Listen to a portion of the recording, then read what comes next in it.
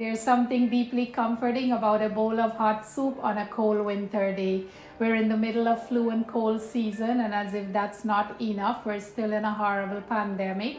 I hope you're doing well and taking good care of yourself.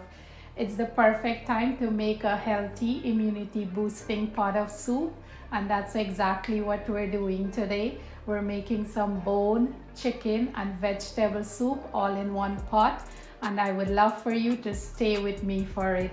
So please stick around. Thanks for joining me again. So first we're gonna make the bone broth. To do that, I'm adding a small amount of butter to my pot. My stove is on medium heat.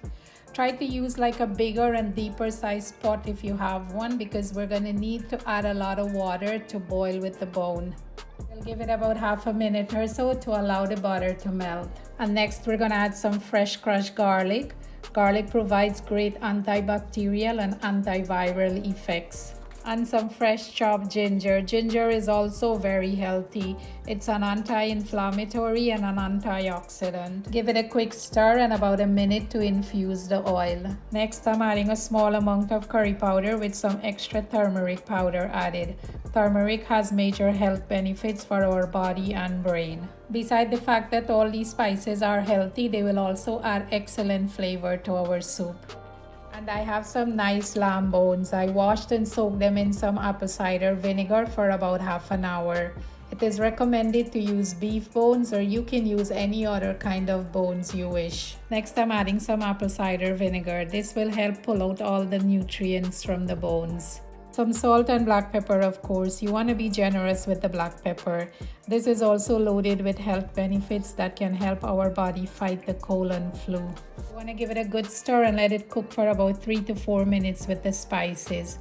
Bones are a good source of calcium, magnesium, potassium, and it contains many other nutrients our body needs.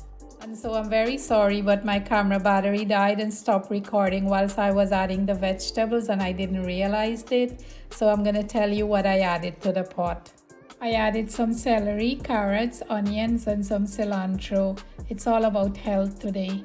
Isn't this looking prestige? Now we can add the water. You want to fill the pot up with as much water as you can, as we're going to let this simmer cook on low heat for at least 4 hours or longer. Patience is very important when you're making this kind of soup. You may want to plan ahead and get some other stuff done whilst it's cooking. I'll cover the pot and let it simmer away. About an hour and a half into cooking, just checking up. It's looking good. I'm going to cover the pot and let it cook some more. After about another hour and a half, we can prep the chicken for it. In a separate pan, I'm adding a small amount of oil, just enough to coat the pan so the chicken doesn't stick to it. And I'm adding some skinless chicken drumsticks. I removed the skin myself.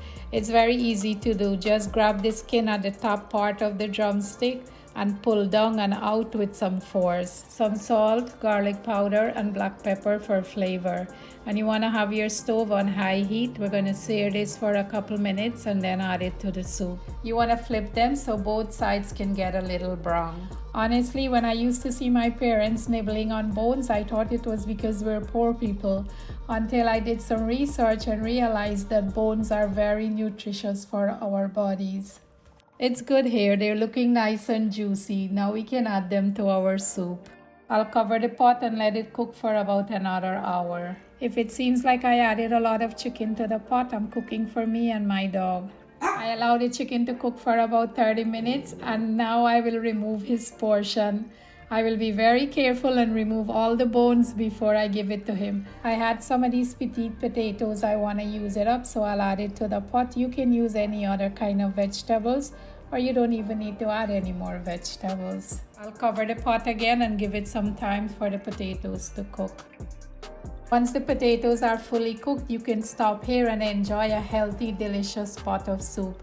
But if you're one of those people like me who love okra, this is a huge bonus towards this pot. It will add many health benefits, including vitamin C, K, A, and many more. If you don't like slimy okra, drop some of these whole ones in your soup and you'll wonder where did the slime went. Now you don't want to overcook the okra, 30 seconds to a minute max, and take the heat off.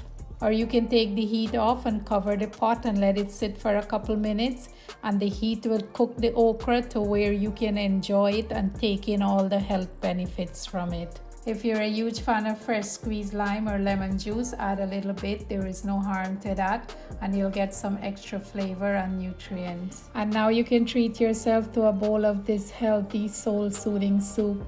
It's like food and medicine without the chemicals. If you're not feeling well or you're feeling a bit under the weather, this will definitely cheer you up and make you feel better.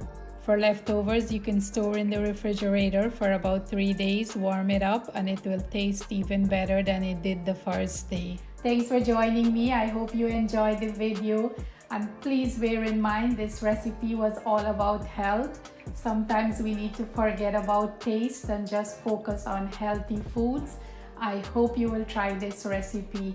And please don't forget to hit that subscribe button before you leave. Stay safe. Love you guys.